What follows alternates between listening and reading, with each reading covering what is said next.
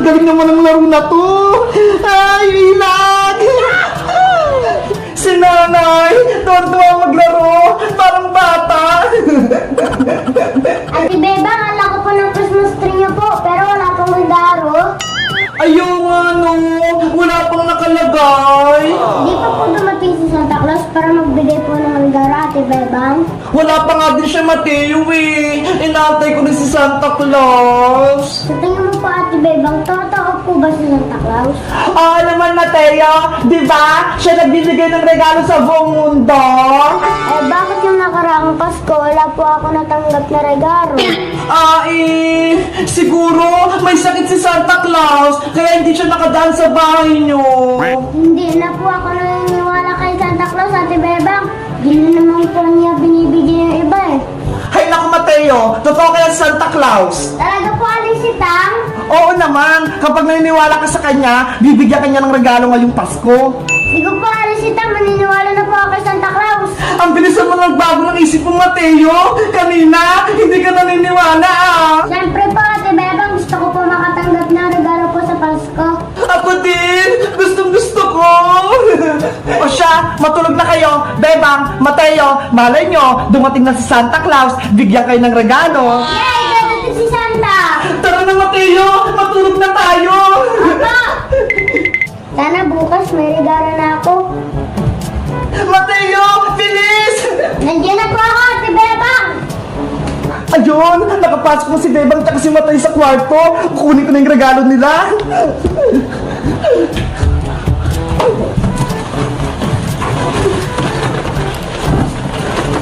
Mabuti na lang, nakabili na ako ng mga regalo. Ilalagay ko na nga sa Christmas tree. Etong regalong to, para to kay Bebang. At itong isa naman, para kay Mateo. At itong isa, syempre, sa akin. Ho, ho, ho, ho, ho, ho. Ate Bebang, narinig ko po si Santa nasa labas po. Bilis, Mateo! Tingnan natin si Santa Claus sa labas! Ho, ho, ho, ho, ho! Merry Christmas! Ate Bebang, si Santa Claus nasa Christmas tree. Tara! Punta natin siya para makita natin si Santa Claus! Hello, Santa Claus! Ay, wala si Santa Claus, nakaalis na siya. Mateo! Tignan mo ho! May regalo sa Christmas tree! Wow, ang galing! To Ate Bebang. To Alisitang. To Mateo. Ate Bebang, may regalo na po ako. Sabi ko sa'yo, Mateo eh! Totoo si Santa Claus! Binigyan niya tayo ng regalo! Mabuti na lang, hindi nila ako nakita! Thank you, Santa Claus, sa regalo. Bubuksan ko na lang to sa Pasko.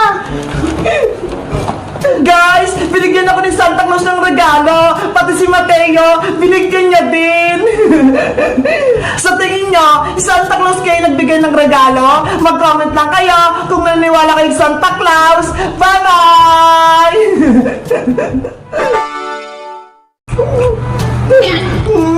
Ang sarap!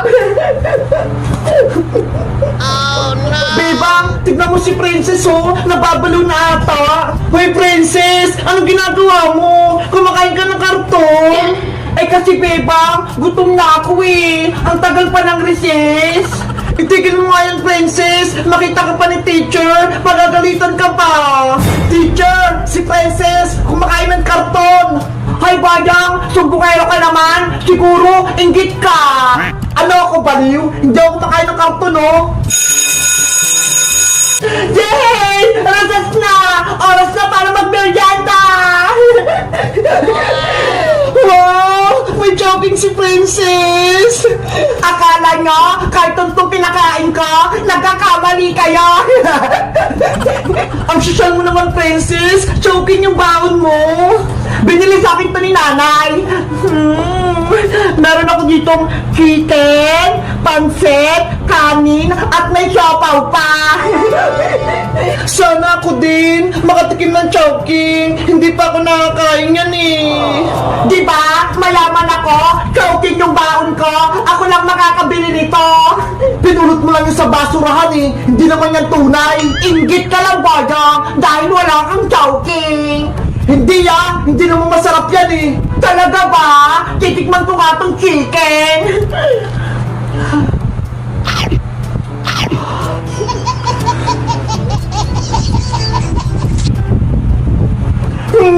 Ang sarap! Ang yummy! Princess, pwede ba akong makatikim ng Chowking mo? Kahit konti lang. Sige, Bebang! Bibigyan kita ng isang siopaw! Ito ah! Wow! Talaga? Siopaw! Thank you, Princess! Ito sa'yo, Iska! Para kay ni Bebang! Thank you, Princess! Ngayon ako makatikim ng siopaw! Huwag niyong bigyan si Boyong, Lagi na akong inaaway! Hindi naman ako hingin ng Princess, Tsaka, ayoko niyang Chowking! Mas masarap yung Jollibee! Weh! Totoo ba yan? Hindi ka pa nga nakakatikim ng Jollibee kasi wala kang pangbili! Lo, nakatikim na kaya ako? Kung nakatikim ka talaga ng Jollibee, sabihin mo nga kung anong pagkain ng Jollibee? Ano na nga ba yun? Sabi na nga ba hindi pa nakatikim ng Jollibee si Boyong. Nakatikim na ako ng Jollibee. May tinda silang toron, tinola, tsaka pares. Hindi yung Jollibee, Boyong, no? Nanguhula ka lang. Sabi na nga ba hindi ka pa nakakatikim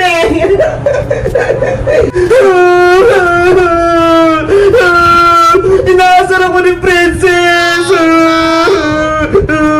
Boyong! Huwag kang umiyak! Kasi Bebang, hindi pa ako nakatikim ng Jollibee, pati Chowking, hindi pa ako binibili ni nanay! Ganun ba? Naku, kawawa naman si Boyong. Kunya-kunyarian lang si Boyong para bigyan ko siya ng Chowking ko. Princess, huwag ka na magdamot. Bigyan mo na rin si Boyong para makatikim din siya ng Chowking. Gusto ko rin matikman yung Chowking. Sige na nga, sa'yo na lang tong Chowking, Boyong. Talaga, Princess? Oo, para matikman mo din at hindi ka na umiyak. O ito, kunin mo. Boyong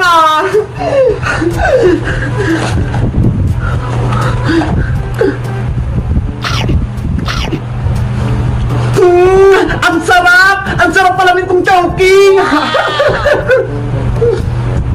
Thank you, Princess! Binigyan mo ako! Mabuti na lang! May natirang pang isang siopaw! Yahoo! Ang sarap talaga ng Chowking! Merienda na! Yummy! Ang sarap ng siopaw! Guys, nakatikim na ba kayo ng Chowking? Katulad ng kay Princess? Anong masarap? Chowking o Jollibee? Mag-comment lang kayo! Bye-bye! Iska! Princess! Nag-review na ba kayo? May recitation daw tayo ngayon, sabi ni teacher. Nag-review ako kagabi, Bebang. Lahat ng subject, pinag-aralan ko. Paras tayo, Iska! Ikaw, Princess, nag-review ka na ba? Nako, hindi na ako nag-review, no? Lahat ng pinag-aralan natin, nasa utak ko na. Kaya masasagot ko lahat ng tanong ni teacher. Pali-talinuod ka na naman, Princess. Mamaya, hindi ka naman makakasagot kay teacher. Kaya Boyong, nangingialam ka na naman. Usapan ng mga girls to, no?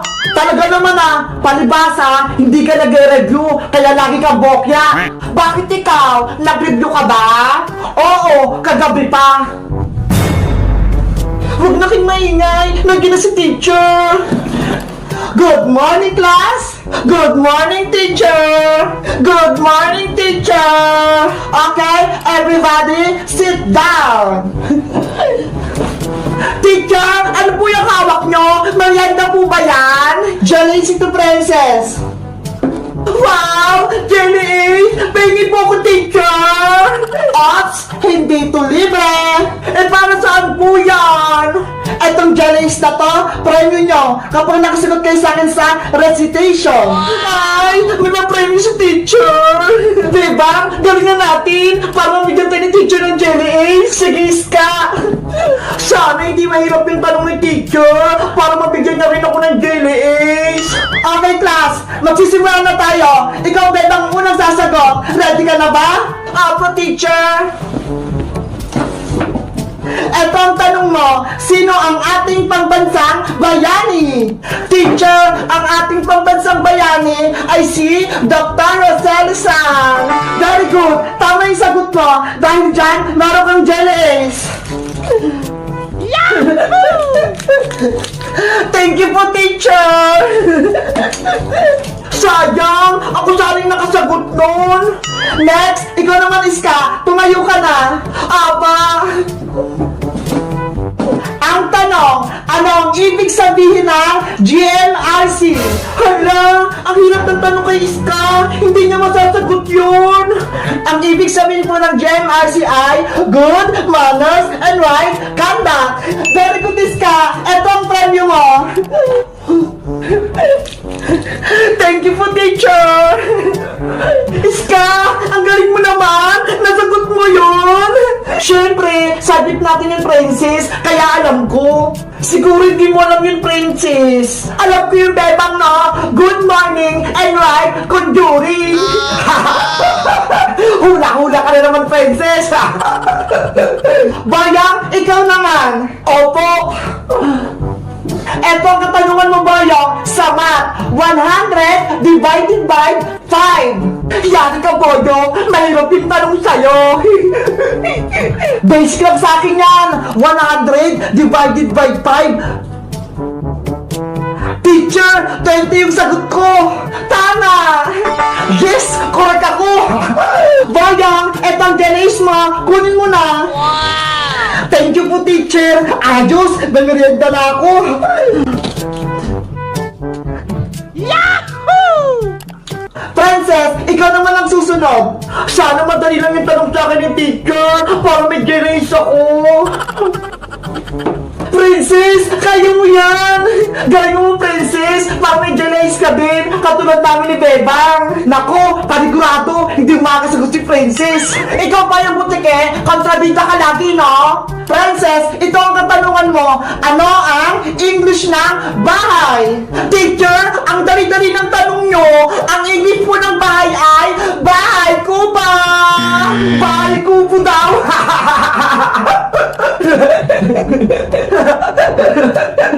Mali ang sagot mo, princess! Ano po?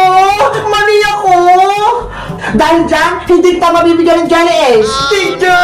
Bigyan niyo po ako ng isang tanong! Gusto ko rin ng Jelly Ace! O sige, pagbibigyan pa kita, ano ang Tagalog ng apple? Ang hirap naman po ng tanong! Wala nang pong Tagalog yung apple eh! Princess, may Tagalog yung apple, no? Sabihin mo sa akin, Bebang, para makasagot ako. Hindi pwede. Panagalitan ako ng teacher. Ano ba yan? Guys, tulungan niyo ako kung anong sasagot niyo kay teacher para mabigyan din ako ng Jelly Ace. Mag-comment lang kayo. Bye-bye!